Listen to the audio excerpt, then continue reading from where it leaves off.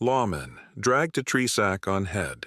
The last voice he heard was his own daughter. "I'm sorry, Pa."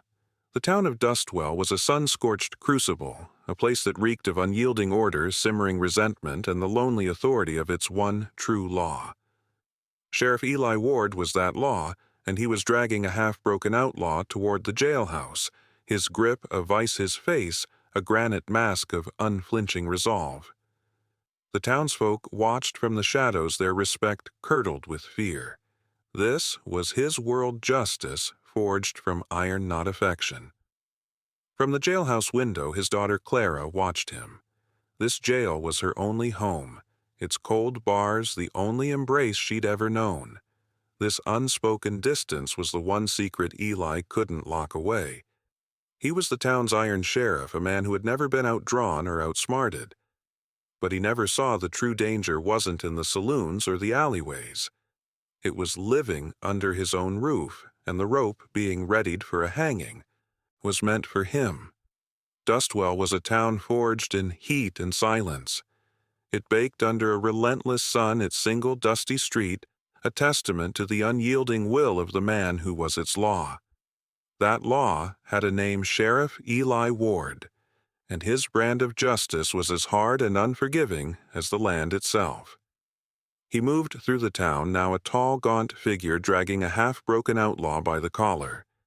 His face was a landscape of harsh lines, his eyes the color of faded steel.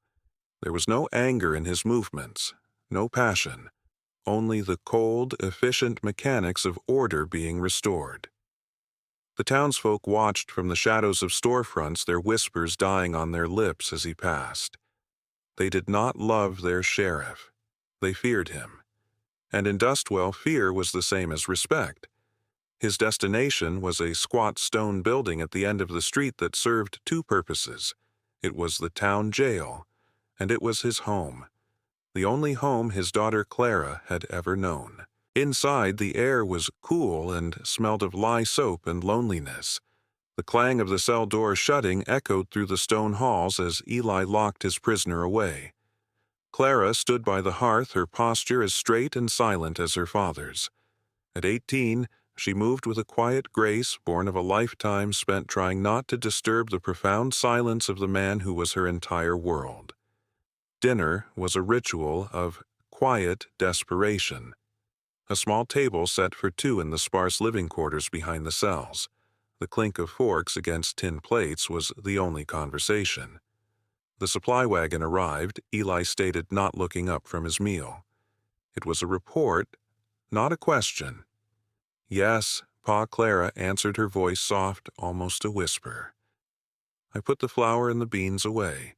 He nodded, a curt, dismissive gesture. He did not ask about her day.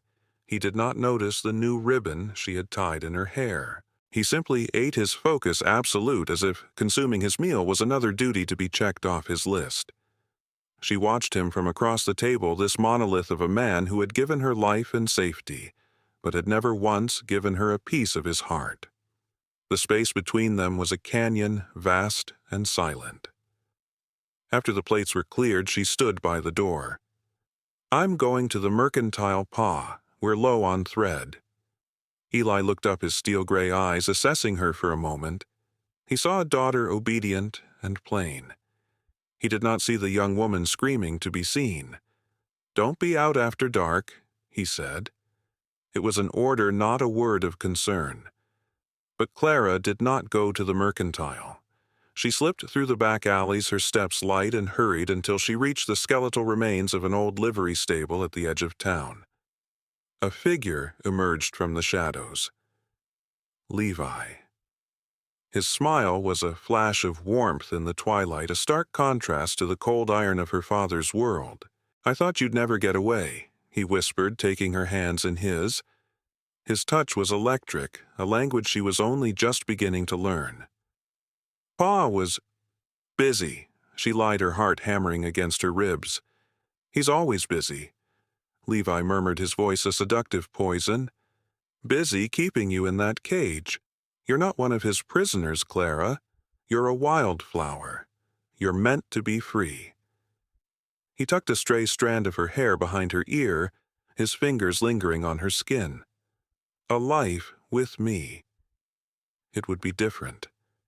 A real life. But he'll never allow it. A man like that only understands one thing.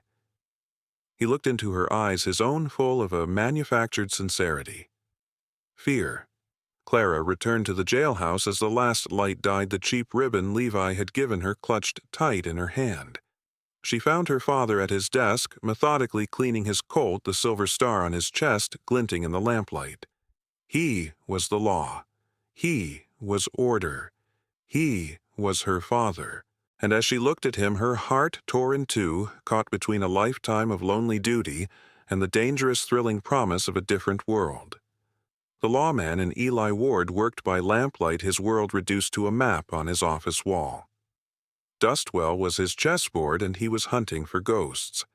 A series of brazen smuggling runs, stolen army rifles, dynamite had plagued the territory for months. The perpetrators were clever, leaving behind nothing but whispers and the faint scent of rebellion. He pinned another report to the board, a new pinprick of chaos in his ordered world. He saw patterns, connections, the cold logic of a criminal enterprise. He saw everything but the truth sitting in the next room. Clara moved through the twilight like a phantom, her heart a frantic drum against her ribs. She met Levi by the slow-moving creek where the cottonwood trees whispered their own secrets to the coming night. He was waiting for her, and when he stepped from the shadows, his smile erased the cold, hard lines of her father's world. "There you are," he murmured, pulling her into an embrace. For a moment she allowed herself to melt against him, to breathe in the scent of him, leather and wild sage, the smell of freedom. "I was afraid you wouldn't come." "I almost didn't," she admitted, her voice small. "Pa, he's getting closer. He talks of nothing else but this new gang." Levi's expression hardened for a split second before softening again into a mask of tender concern. He stroked her cheek. "And what happens when he finds us, little bird? He'll lock you away for good. He'll see me hang." He saw the fear in her eyes and pressed his advantage. "He doesn't see you, Clara. He sees a possession to be guarded, a law to be upheld. I see a woman who deserves the world." He pulled her closer, his voice a hypnotic whisper. "We have to show him. We have to make him see that his laws are not stronger than his love for you. We need to scare him. Just for a little while." "Scare him," she breathed, pulling back slightly. "Levi, no. He's a man of iron." Levi finished for her, his tone laced with a convincing sympathy. And sometimes iron needs to be tested to see if it will bend or break. He outlined the plan not as an ambush but as a lesson, a simple ruse. His men would tie him up, leave him for a few hours to think. No harm done. Just a night under the stars to remind him of what was truly important. He'll come back a different man, Levi promised, sealing his words with a kiss. A father, not just a sheriff. "Do it for us, Clara, for the life we deserve." She returned to the jailhouse, Levi's kiss still burning on her lips, his poison ivy words wrapping around her heart. She found her father exactly where she had left him, a sentinel at his desk. The map of his investigation illuminated before him. The moment had come. Her breath hitched. Pa Eli looked up, his focus slowly shifting from the map to her face. His eyes were tired. "What is it? Clara?" She forced the words out, the lie tasting like ash in her mouth. Her voice trembled, a performance she hadn't known she was capable of. I was at the church, tending to Mama's grave." The name felt like a sacrilege, a profanity used for this dark purpose. "I saw someone, a man, hiding in the shadows by the old cottonwood tree near the fence line. He looked mean, Pa. He had a rifle." Instantly, the tired father vanished and the iron sheriff took his place. He stood his chair, scraping against the floor. His eyes, once distant, were now sharp-focused, a predator scenting a threat. He trusted her. He trusted her completely. The tragic, fatal flaw in his armor of law was the blind spot he had for his own child. He walked over to her, his hand resting on her shoulder for a brief, awkward moment. It was one of the few times he had touched her in years. "You did good to tell me, girl," he said, his voice a low growl. "Stay inside. Lock the door behind me." He strapped on his gun belt, the familiar weight a comforting ritual. He did not see the tears welling in his daughter's eyes. He did not see the silent scream trapped behind her lips. He saw only a threat to his town, a shadow by his wife's grave. He walked out into the falling dusk, a solitary figure of righteous purpose marching directly into the heart of the trap his own daughter had just set. Clara watched from the window until his silhouette was swallowed by the night, her hand pressed against the cold glass, her whispered apology lost to the unforgiving silence. Awareness returned to Eli Ward, not as a gentle dawn, but as a brutal, crashing wave. Pain, a hot and throbbing drumbeat, pulsed behind his eyes. His cheek was pressed against the rough, unforgiving bark of a tree. His wrists screamed where coarse rope bit deep into his flesh. And he was blind. A thick, foul-smelling burlap sack had been pulled over his head, plunging his world into a suffocating, scratchy darkness. The world was reduced to sound and scent. He could smell the stale sweat of the sack, the dust of the dry earth, and the sharp metallic tang of his own blood. He could hear the low, cruel laughter of men nearby, the celebratory clink of a whiskey bottle being passed from hand to hand. He tested the ropes. The knots were tight, professional. This was no common drunk or desperate thief. This was planned.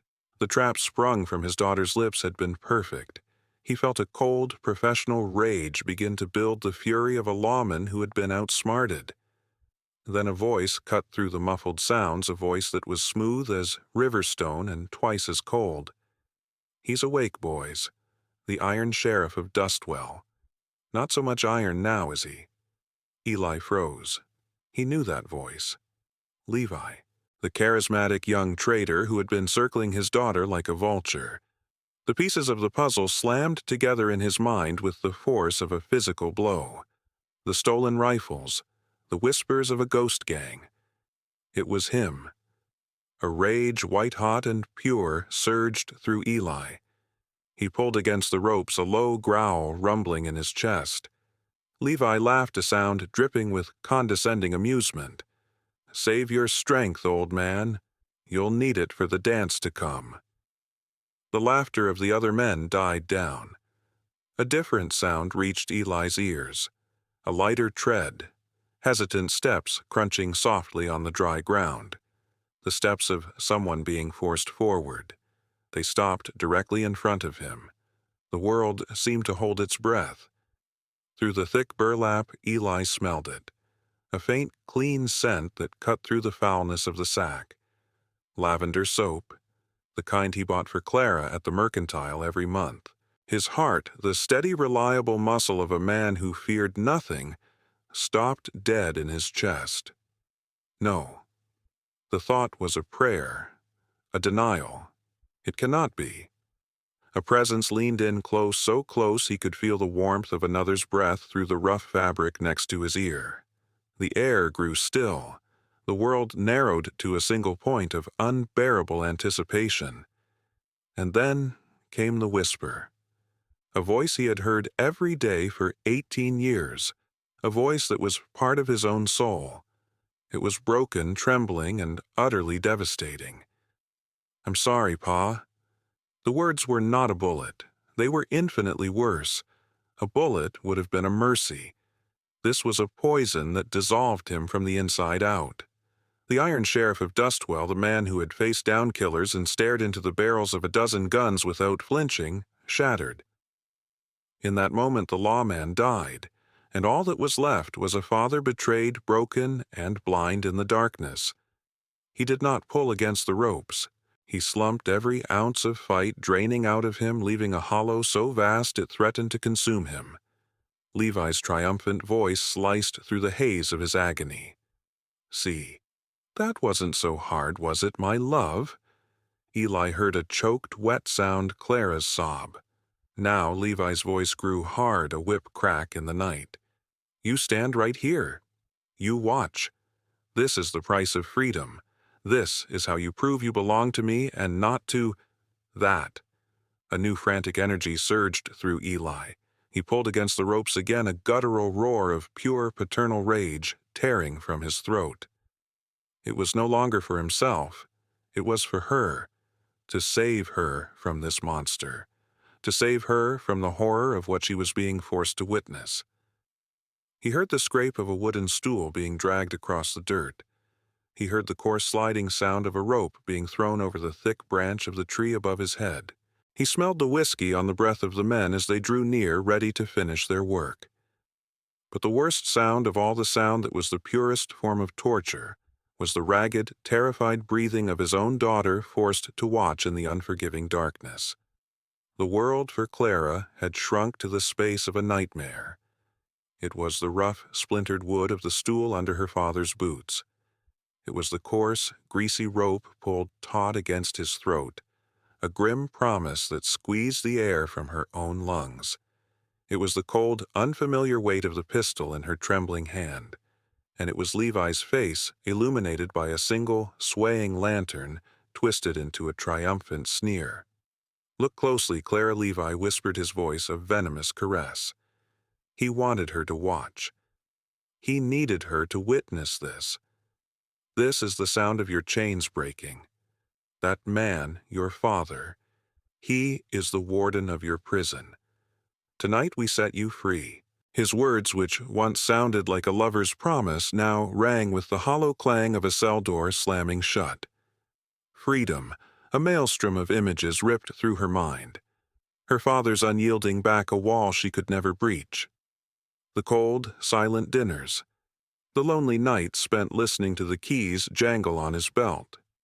Then, another image, her father clumsily patting her shoulder just hours ago. His eyes filled with a fierce, protective light as he went to defend her honor against a phantom threat. He had trusted her. In his own rigid, silent way, he had loved her. Levi was a warm sun, but his light was a lie. Her father was a cold star, but his gravity had kept her safe. She saw the truth in that terrible, clarifying moment. Levi didn't want to teach her father a lesson. He wanted to erase him. He wanted to possess her completely, and to do that he had to destroy her world. "Time to fly," Sheriff Levi snarled, his boot rising, preparing to kick the stool out from under her father. The world went silent in Clara's ears. The wind died. The chirping of the crickets ceased. Her hand, which had been shaking uncontrollably, became preternaturally steady. The trembling stopped. The doubt vanished. There was only the cold, hard certainty of a choice being made. She was her father's daughter after all. She did not scream. She did not plead. She raised the pistol, her arm moving with a fluid grace she did not know she possessed. She did not aim at the stool. She did not aim at the rope. She turned, and she aimed at the man she thought she loved. Bang! The gunshot ripped through the night, a shocking, definitive roar. It was the sound of a heart breaking. It was the sound of a vow being kept. Levi stumbled, a look of profound comical surprise on his face. He turned, his hand clutching the blossoming red stain on his back, his mouth opening to form a question he would never ask. He looked at Clara, at the smoking pistol in her hand, his eyes filled with the ultimate betrayal. Then he crumpled to the ground, his freedom turning to dust. For a heartbeat, the rest of the gang froze their brains, unable to process the sudden violent shift in the script. Then, outrage erupted. A rifle barked a bullet, splintering the rock near Clara's head. She fired back, not with skill but with pure, desperate instinct. She dove behind a cluster of boulders as the night exploded into a chaotic symphony of gunfire and shouts. Clara, her father's voice a strangled, desperate roar from under the noose. He was bucking against the ropes, a titan straining at his chains. She saw a glimmer of light on the ground, a skinning knife dropped by one of the outlaws.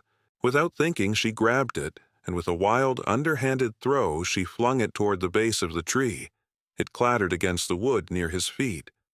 The gamble worked. While the outlaw's attention was on her, Eli strained his bound feet, managing to kick the knife closer. He bent his whole body, contorting, and somehow managed to get the blade. He sawed frantically at the ropes binding his hands. One hand came free. He tore the noose from his neck, gasping for air, a raw, bloody line circling his throat. He grabbed a pistol from a dead outlaw at his feet.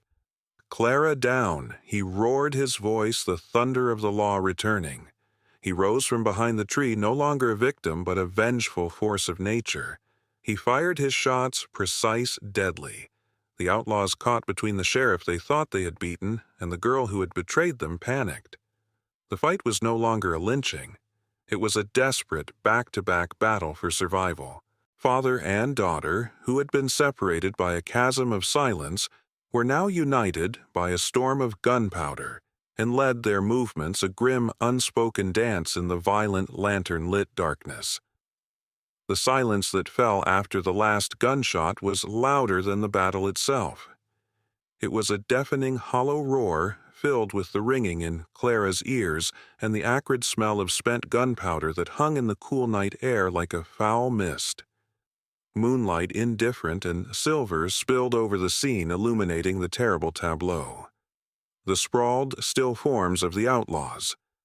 The dark, unmoving shape of Levi, his promises turned to dust. And her father still tethered to the tree, a wounded monument in the wreckage of the night. The pistol fell from her nerveless fingers, hitting the dirt with a soft thud. For a moment she was paralyzed, a statue carved from shock and horror. Then a ragged gasp escaped her father's lips, and the spell was broken. She scrambled towards him, the small skinning knife clutched in her hand. It felt slick, alien.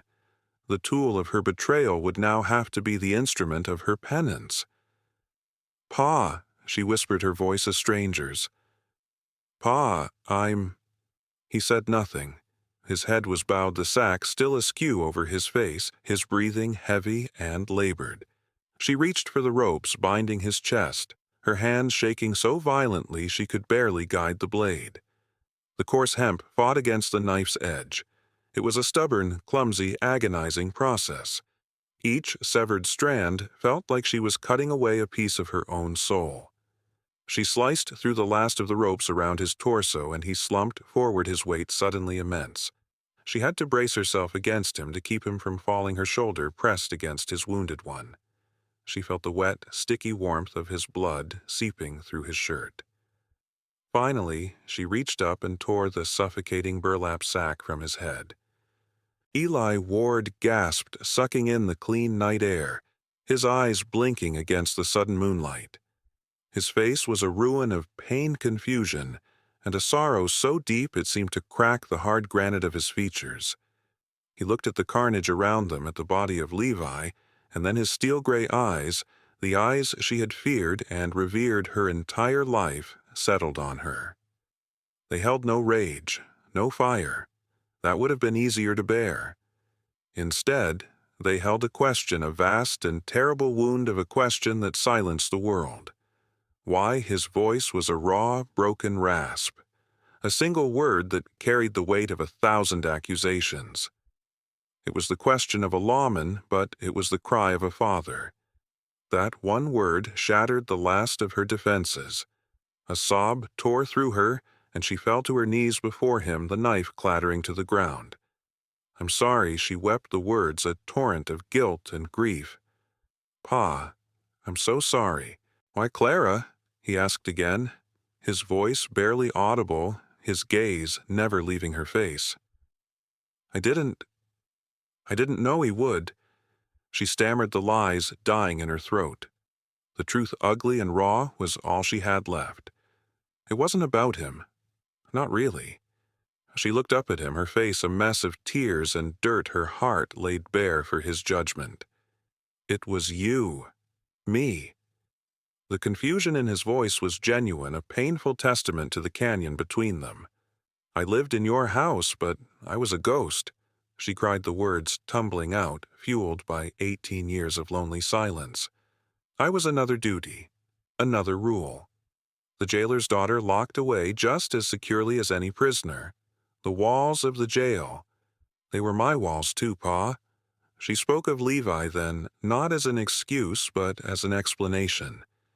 He saw me. He said my name, and it felt like the first time anyone had really said it. He promised me a world outside those stone walls, a world with laughter and warmth. She took a shuddering breath, her confession reaching its desperate, painful core. "I just wanted you to see me. That's all it ever was. I thought if you were scared, if you thought you might lose me, you would finally look at me. Not at the sheriff's daughter. Not at another chore to be tended to. Just me." Her voice dropped to a devastating whisper. "I just wanted my father to see his Clara. Just once." The awful truth of it settled in the space between them. Eli Ward looked at the weeping young woman at his feet. He saw not the betrayer, not the fool who had fallen for a snake's charms. He saw for the first time the lonely little girl who had grown up in the shadow of his badge. He saw the silent pleas for affection he had mistaken for obedience. He saw the cage he had built for her not of iron bars but of silence and an unyielding, loveless law. He looked down at his hand, covered in the grime of the fight, and then at his sleeve, dark with his own blood. It was a minor wound, a flesh wound. Nothing compared to the wound he realized he had been inflicting on his own daughter's heart day by silent day for her entire life. He looked at her truly, looked at her as if for the very first time, and the Iron Sheriff of Dustwell finally utterly broke. The world narrowed to the space between father and daughter, a fractured landscape littered with the consequences of a lifetime of silence. Eli Ward looked at his child truly, saw her for the first time, not as a duty or a shadow, but as a living, breathing soul, who had journeyed into darkness and fought her way back, all for a single glance from him. The iron in his spine, the rigid law that had been his only creed, melted into a profound and aching sorrow. He moved his wounded shoulders, screaming in protest, and lowered himself to his knees in the dirt. He was no longer the town sheriff looming over a suspect. He was a father meeting his daughter on her level. He reached out his hands, hesitant, clumsy, with an emotion he had long since buried. He drew her into an embrace. For Clara, the feeling was a shock so alien it was almost painful. It was not the brief, awkward pat of a distracted man, but a true embrace. It was the desperate, clinging strength of a man terrified of loss, the scent of gunpowder and old leather mingling with the undeniable, unconditional love of a father. It was the first hug she could remember. She buried her face in his torn and bloodied shirt, and her weeping changed the ragged sobs of guilt, softening into the cleansing tears of a child who has finally come home. "Hush now," Clara Eli whispered, his voice thick with a lifetime of unspoken words. "It's all right. I see you. I see you now." They returned to Dustwell as the first rays of dawn painted the harsh landscape in soft, forgiving colors. The town buzzed with news of the gunfight of the dead outlaws. They saw their wounded sheriff, his arm in a crude sling, and his daughter at his side, and they wove their own heroic tale. Iron Ward, they called him. He took down the whole gang himself to save his girl. They saw a legend. They did not see a broken man who had just been saved by the person he had failed most. Eli did not correct them. He walked past the praise, past the awed stares, his gaze fixed on the stone jailhouse. Inside, he walked directly to his desk. The small office was filled with the artifacts of his life, wanted posters, stacks of reports, the faint smell of gun oil. He looked at the map on the wall, the web of pins tracking the movements of Levi's gang. A problem he had tried to solve with logic and law, blind to the emotional truth at its heart. With a slow, deliberate movement, he unpinned the silver star from his vest. The metal felt impossibly heavy in his hand.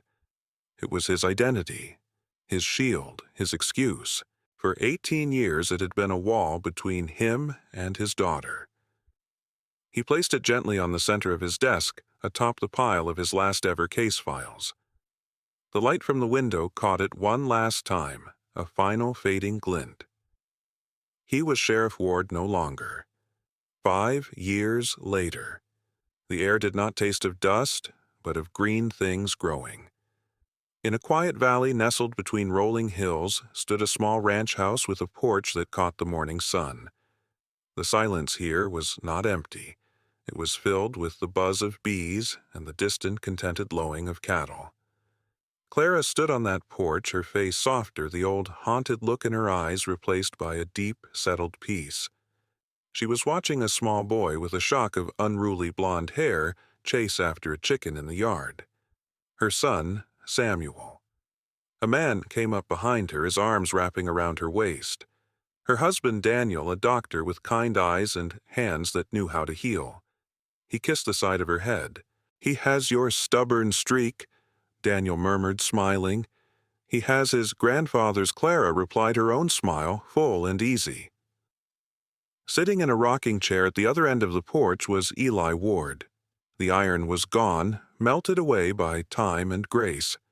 His hair was more silver than gray, and the lines on his face were from laughter now, not just hardship. He looked at his grandson, a look of pure, unadulterated adoration on his face. The boy, giving up on the chicken, ran to the porch, his small face bright with excitement. He clambered onto his grandfather's lap. Grandpa the boy said, his voice full of childish importance, "Tell me a story." Eli's smile widened. He settled the boy more comfortably on his knee. "All right, Sam." "Which one?" Samuel's face grew serious, as if considering a matter of great weight. "The best one," he declared. "The one about the brave girl who saved the sheriff from the outlaws in the dark." Eli's gaze lifted, meeting Clara's across the length of the porch. In that shared look, a universe passed between them, the memory of a terrible night, the pain of a lifetime of silence, and the profound, hard-won peace of a forgiveness that had become the bedrock of their new world. He saw her not as a memory of failure, but as the architect of his salvation. And she saw him not as a cold lawman, but as a father finally present, finally home. He turned his attention back to the boy on his lap. "That one," Eli said, his voice soft and full of a quiet warmth. "Yes, that is a very good story. It begins in a town called Dustwell, a long time ago.